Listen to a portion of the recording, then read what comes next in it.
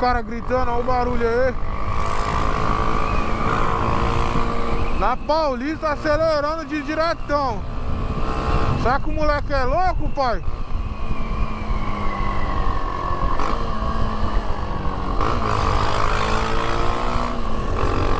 Cê é louco, cachorro? Esse cara é louco, né, pai?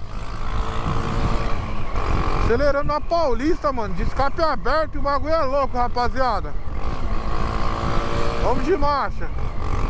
Gostei ali no Pacaembu ali, no evento Cargo Clube, mano. Mas vou falar pra você, mano. Gostei lá mesmo pra desenrolar com os moleques. Bagulho bichado, né, mano? É a minha opinião, tá ligado, rapaziada? Muita gente vai falar, pô, mano, não sei o que e tal. Ah, não sei o que, vai começar a falar aqui, mano. É minha opinião, rapaziada. Você tem a sua opinião, eu tenho a minha, certo? Então eu dou a minha opinião. Eu, mano, sei lá, eu já não queria encostar. Bagulho, ninguém fala com ninguém, tá ligado? Mó desigualdade do caralho, mano. Então, melhor você ir no evento de carro, é muito mais top, rapaziada. Muito mais top. Pessoal, mais humildade, tá ligado? Tô colando nos eventos de carro aí.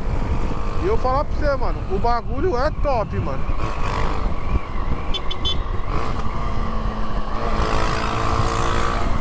O bagulho é da hora, mano. Rapaziada aí, humildade pura, mano. Tem esse bagulho de... ah, que não sei o que, pai, pum, mano. E é isso, rapaziada. Vamos de marcha.